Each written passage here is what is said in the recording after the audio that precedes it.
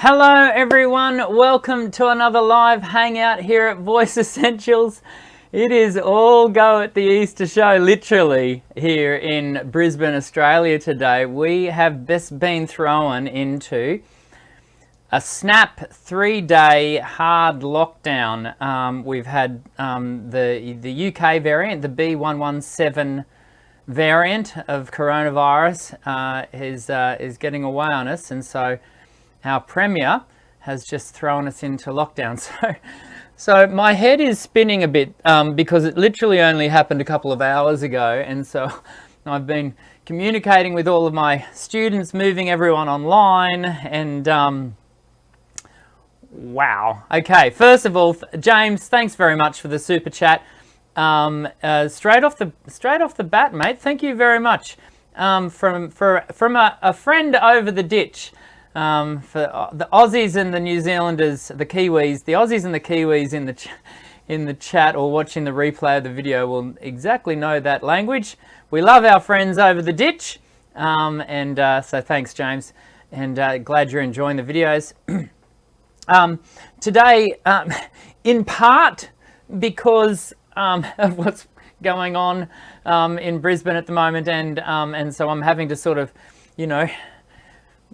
work all that out for the next 3 days of teaching, and also in part because I'm still not 100%. I've still got this niggling cough, and many of you know I've had a rhinovirus thing, and it really laid me out a couple of weeks ago, and I've still got a bit of a niggle, so I am being very measured with my voice use. And so given today is a Q&A, and I'm going to be doing all of the talking, you'll be asking the questions, but I'll be doing all the talking. I am going to limit today's hangout to about half an hour, just so I'm, sensible and wise in the use of my vocal load, so that I have got a voice to teach for the rest of the week, at least till Thursday, albeit online. I know that 3 days lockdown in the scheme of the world is not is a drop in the ocean when it comes to COVID-19. So anyway, wherever you are in the world, I hope you are safe, and I hope that you are doing okay. And I know many of you have been in and continue to be in lockdown for a lot longer than 3 days. And so hopefully for us, the 3 days is enough for them to do all the contact tracing, and I'm sure we'll find out in due course. We are going to get straight into, I just wanted to do a shout out to Mackenzie Kate. Mackenzie, I saw your I think it was in the Facebook community page that you were saying you had been unwell. I hope you're feeling better and doing better, and also just a reminder with our Q&As today that if we hang on a second, get rid of that. if you do absolutely want your question answered in the half an hour that we have, that super chats will always be given preference, as James has already thrown a super chat in there.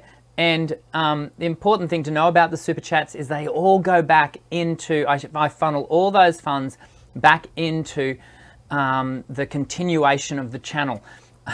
Running a YouTube channel is not a cheap thing to do, let me say.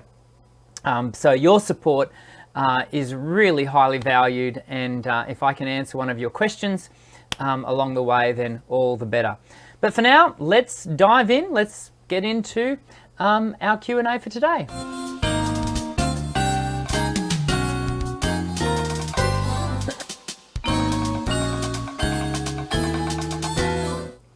Okay, let's get into it. Alex has asked a question: how can I use my falsetto voice?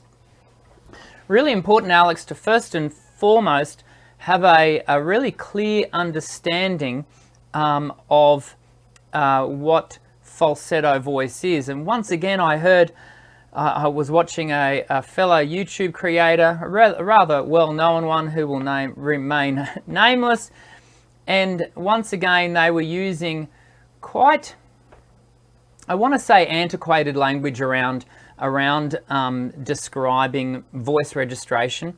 And so what happens is we get this conflation and confusion between head voice and falsetto.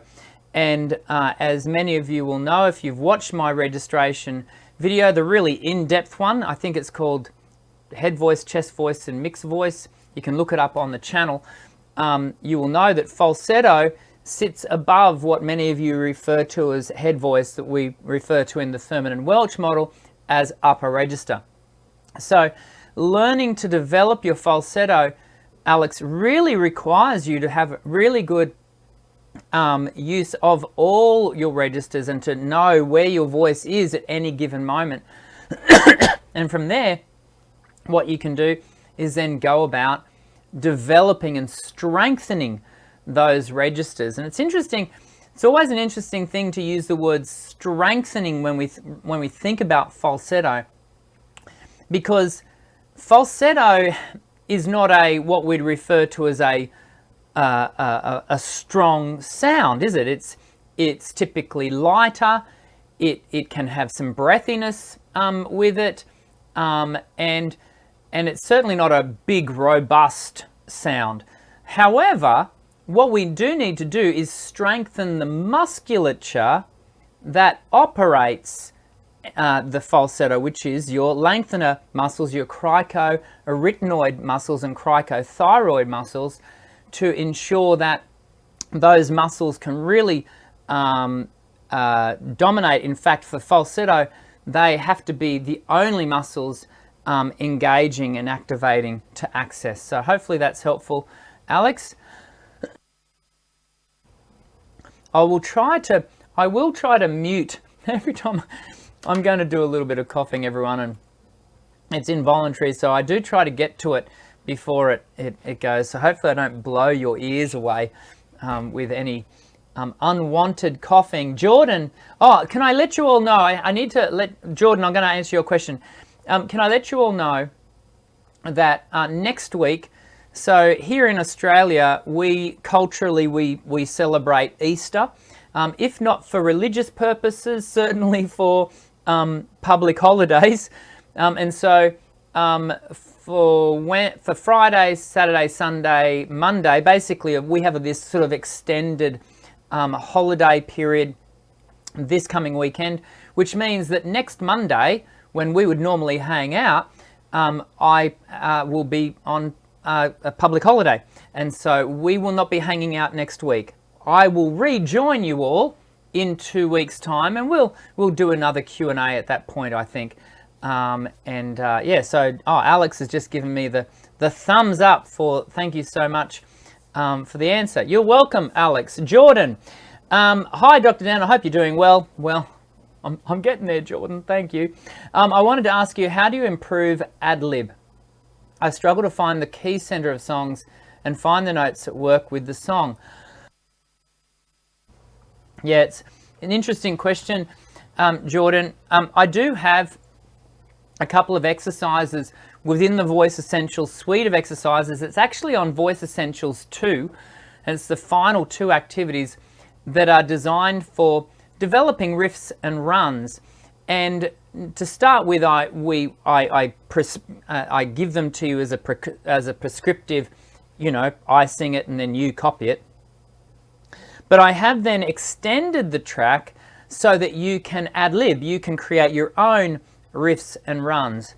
But here's the key, and I think you're getting to this point, Jordan, is that the key point around riffing and running well, but also ad-libbing well, is that you've got to know the melody structure and the harmonic structure absolutely inside out. Because if you don't, then you're likely to find yourself hitting notes that are not going to fit within that harmonic structure. And obviously pitch accuracy becomes an issue also. This is why jazz musicians will practice every single scale in every single key. You know, it's interesting, isn't it, that jazz musicians, being the people that we typically associate with improvisation and free ad-lib are actually the most rehearsed and regimented and disciplined around scale work. So it's really important that you do the work in that aspect, Jordan. I hope that is helpful.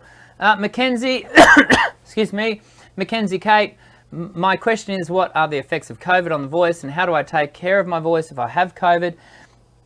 Yeah, I also did see that you were getting a COVID test. I hope that comes back negative for you, Mackenzie. Now,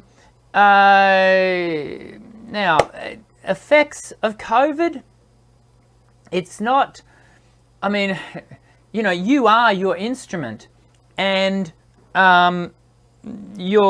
so therefore the effects of COVID are going to impact your entire instrument. I don't know that there's a lot of research that is voice specific in regards to the impact. However, we do know that it's a virus that lodges itself deep within the lungs and within the, I think it's the alveoli lining, and so, you know, the impact on your breath is going to be a big one. My understanding is that the long haulers really struggle with fatigue and issues such. So I think there's going to be research come out about the effects of COVID on voice, but I, to this point in time, have not read anything other than anecdotally based, papers on what people are observing in their students. And case in point, I have yet to have a student, either here in Australia or any of my internationals, who have had COVID. So I have not yet had any one-on-one interaction with anyone that's been having experiences, so I can't provide you any anecdotal evidence at this stage, Mackenzie Kate. Kiana Bayo, some teachers teach hardening the belly when belting or singing, but others say keep it expanded slightly for breath support. Actually, Kiana, Kiana, I hope I'm pronouncing your name correctly. We go looking for more of a flex in the abdominal wall. Where we want structure is actually in the obliques, and we want your belly to be a bit like firm jelly. If you were to, you know, set some jelly in the fridge and you can kind of give it a bit of a wobble. We need structure to the rectus abdominis, the abdominal wall, but we don't want it to be rigid, because if it's tight, then you're not going, the diaphragm is going to have trouble in moving up and upwards in a free way. But if it's completely just, you know, hanging out, then the diaphragm will just do whatever it pleases. So it's actually, you know, like so much, I say this so often here on the channel, moderation. It's more often than not, it's somewhere in the middle. And so, Kiana, what we also know, and I go into this in a lot of depth, not only in my online courses, but here on the channel on other videos, breath management it's been, a lot of research into this has been shown to be directed by your morphology. Your morphology is your general, excuse me, your general body shape. And so some of us are what we might classically refer to or traditionally refer to as big boned. Some of us are quite slender and thin, and different bodies will respond differently. Body shapes will breathe differently. If you want to know more, Kiana, jump over to the channel and watch the breath management video. I think you'll find that super informative, super helpful. John, Mickey, my question is, how does weight gain affect your voice when singing? Well, I think we just kind of answered that, didn't we, John? In so much as if you are carrying considerable weight, then you will find yourself having to move that weight by virtue of how your diaphragm moves and how your chest cavity wants to expand and how your tummy will release for intake of air. And as a result, you experience it, remembering your instrument is all of you. This is not your instrument. This is the sound source. This is where the vocal folds oscillate to create tone. Or tone is the end product as the buzz. It's really interesting. If you ever have a chance, and in fact, maybe we need to get a link to this. But if you ever have a chance to have a listen to the raw sound that comes from vocal folds, is nothing like what we ultimately hear. The transformation of the raw buzz from the vocal folds as it travels through the vocal tract is nothing short of miraculous. It's transformational to what we hear. And so it's really important that you remember that all of you is the instrument, not just the buzzy things, the vocal folds themselves. Excuse me. I can feel my voice starting to fatigue. I am feeling a lot better, but you know, vocal fatigue, this vocal use is a fitness-based activity, you know, and when you have been sick for as long as I have, it takes time to reestablish that sense of vocal fitness. And I'm no different to anyone. I'm going to jump over Counter's second question. I'll go to Jake. If we have time, Counter, I'll come back. Jake, hello, my question is, what do you do for chronic tight throat? My throat is always tight and burning, clenching, even when I'm not speaking or singing. Jake, there could be a number of things going on there. The word burning may be an indicator of laryngeal pharyngeal reflux, LPR. It may be simply an indicator of extreme muscle tension. It could even be an indicator of muscle tension dysphonia. But none of these things, I'm not in a position, as a non-clinical singing voice specialist, I'm not in a position to diagnose any of those. Really, for you to have a full diagnosis of your voice, you do need to go to a laryngologist or a highly specialized ear, nose and throat doctor and have them have a look. There are certainly a whole range of things that can be done for you for a tight voice, but we've got to get to the source issue before we can really deal with it, because if I give you a functional activity to do for a voice that is perhaps suffering from LPR, well, the functional issue, it might help a little bit, but really got to deal with the reflux. Equally, if we deal with reflux that you don't actually have, then your tight voice isn't going to be helped at all. So we've got to find out what is the source issue, and then we're able to progress from there. McBleed, which foods greatly influence your performance based on your experience? Look, I do find I actually avoid eating anything substantial before I perform. I don't like the feeling of a full stomach cavity. I like to have 2 or 3 hours for the food to move through into my small intestine so that I don't have a sense of restriction of the diaphragm and its movement. That being said, I've had friends over the years who, you know, they'll chow down a full meal and it doesn't seem to worry them. I'm a little bit jealous of them when they do that, because I've got to wait, you know, often until the gig's over to chow down. So you've got to really test it for yourself. As to what food groups for your performance, look, you want low GI foods, foods that will give you sustained energy, because this singing thing, it's a whole body activity, and so you want to have foods that will give you sustained energy and not have you physically fatigue. So look, I'm not a big lover of bananas, but bananas might be a good option. Nuts might be a good option. plenty of hydration. I cannot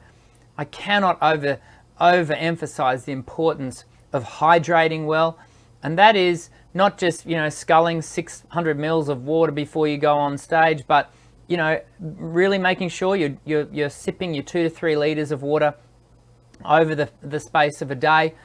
So these are really important things for you to do, and then identify the food groups that are problematic for you. So for example, I know that spicy foods are not good for me prior to singing. In fact, I've got to be really careful with my spicy food intake due to LPR, reflux, in the 24 to 48 hours before. Why? Because the impact of LPR on my voice it will last for days. And so I've got to be really careful of that. And of course, we've then got to think about, we've got to remove alcohol, especially carbonated, and what are they called? What's Scotch and rum? They're not a liqueur, I can't, I've gone blank. Anyway, those sorts of spirits. So you want to avoid all of those, if you're going to, so there are a range of things that we really do need to.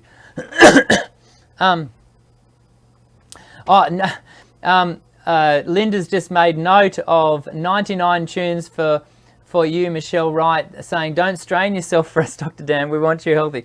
Thank you, that's very kind. I'm okay, we're all good. We're going to go for a few more minutes.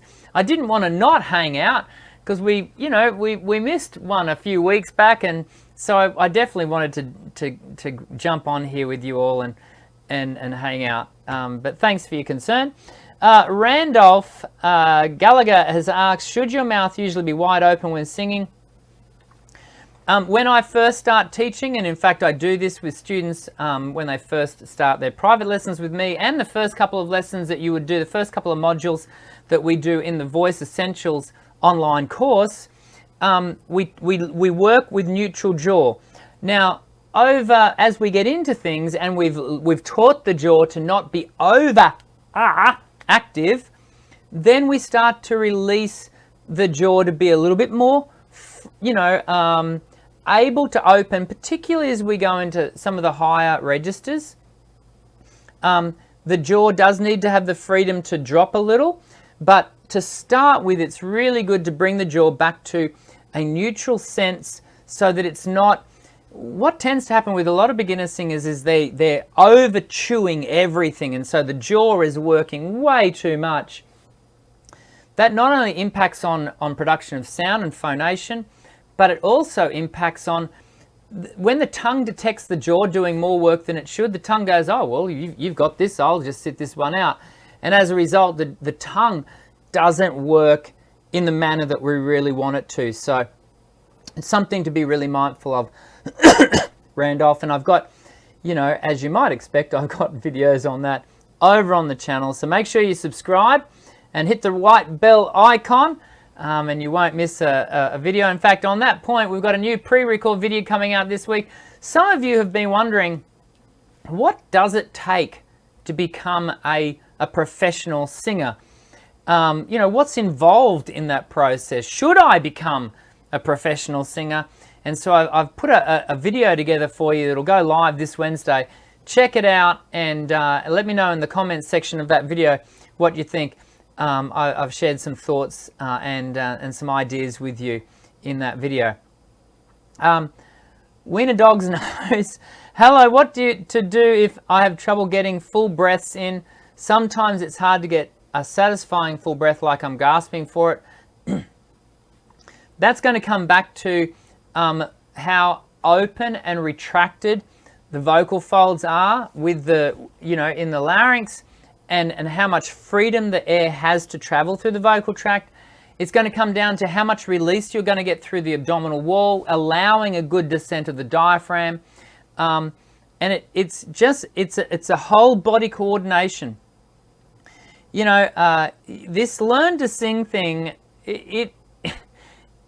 there's a reason why, I was reminded again today from a Facebook thing I saw with a gentleman selling his product, and basically it was along the lines of, I'm going to show you how to do this in, 3 easy steps, 5 minutes a day. It's going to be so easy. Don't worry about being told it's hard. It's so,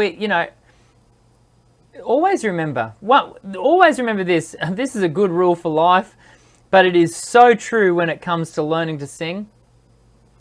If it sounds too good to be true, it probably is. It's probably too good to be true. That's, if it was easy, everyone would be doing it firstly. And people like myself I wouldn't be able to sit here every week with you for our online sessions, nor could I sit with any sense of integrity or authenticity with students coming to my studio or those I teach online or my online course. I would be a snake oil salesman for trying to tell people, look, this is going to take time. It does take time to learn to sing. Can everyone do it? Absolutely. But it takes time. There is work to be done. I make no apologies for it other than I wish it weren't that way. I do wish it was a lot easier, because it would create, so much joy for so many people across the globe to be able to do this singing thing to a greater level, than what people do currently. But it isn't. It takes work. But you know what? There is a great sense of satisfaction and joy and reward and all of those kinds of words to be had in the journey. Unfortunately, some of these, sing quick activities fail to recognize that a big part of the sense of fulfillment that we gain with learning to sing is not in the end product. It's actually in the journey, the process. And if the whole learn to sing thing was really simple, then I wouldn't have met wonderful people like Lynn Dalton, who's our moderator in our live chat every Monday and is one of my private students, but more importantly is just a darn fantastic human being. I wouldn't have got to meet Linda because, well, she would have just opened her mouth and it would have all happened in 5 minutes. But actually the process that we get to go along together as, on this learn to sing journey bit, empowers us to build relationships with each other. Mackenzie's another one who's regularly in here, and I see a whole heap of other names. Jake B's in there, and I see a whole heap of other names in our live chat today. People who have become, a part of the Voice Essentials community. We wouldn't need this community if this whole learn to sing thing was just flicker, buy a fast and easy, course and away you go. But, it isn't. And in one sense, I'm grateful that it isn't, because we get to travel the journey alone. That was all very, hopefully inspiring. Okay. Do you know what? I'm going to answer one more question. And Waveland24 is going to get that question. Sometimes I feel like an ear block, not sure why. Is there a reason why this happens? Well, Waveland, now I don't know whether you're male or female, but if you're female, then it may well be associated with your menstrual cycle. There's a sheath of cartilage that surrounds, just very thin sheath of cartilage that surrounds the eustachian tube, and it runs from up in the back of the throat into your middle ear. It's the one that we use to pop our ears when we're going up in a plane or going up a hill in a car. and we equalize our ears with that. And that little sheath of cartilage can actually be quite impacted by hormonal flux, which we would typically experience with menstrual cycles. And so that may, if you're female, may be what you're experiencing. Otherwise, I would be recommending that reflux can impact, a sense of ear blockage. Again, as I'm often given to doing, and this is not to just not answer your question, but it is well worth your while going and seeing a good quality, highly experienced, specialized ear, nose and throat doctor and talking through these things. Yes, there can be an expense to that. But if you're really serious about this singing thing, then that expense is well worth your while, and can give you a lot of personalized answers. Yes, we are all human beings, but we as human beings, our morphologies and our everything about us is so highly individualized that it's important that you gain that sort of individual attention at times. Oh, I've just seen Terry. Now, well, I'm going to finish on this, everyone. Terry, we were supposed to have a lesson this morning at 9 a.m. my time, and Terry lost power, and I've just seen you jump on, Terry. Finally have power and internet back. I'm so pleased you could jump on, and I'm so glad that you've got power back in your part of the world, which is the US. And 2.5 hours later than they said, oh, I'm sorry, Terry. I did miss hanging out with you today, but you and I will catch up again in 2 weeks' time. When, in fact, we will all, we are all going to catch up again in 2 weeks' time, because that's when we'll hang out again. Of course, Easter Monday next week, so no live hangout. We'll get together and answer your questions. I'm almost certain it will be another Q&A that we'll do. I love hanging out with you all, and I really hope that if you are so inclined, that you have a blessed Easter. Otherwise, I hope you just have a few days off and spend it with family and friends. And I very much look forward to hanging out with you then. I'm quite pleased to be able to report that my voice, for the most part, has gone the 30 minutes that I said we would. But I think it is good for me to sign off for now. And as always, you'll hear me sign off every video. I know sometimes for the live hangouts this gets cut short, but I'll try to not let it get cut short today. I'm Dr. Dan. Sing well.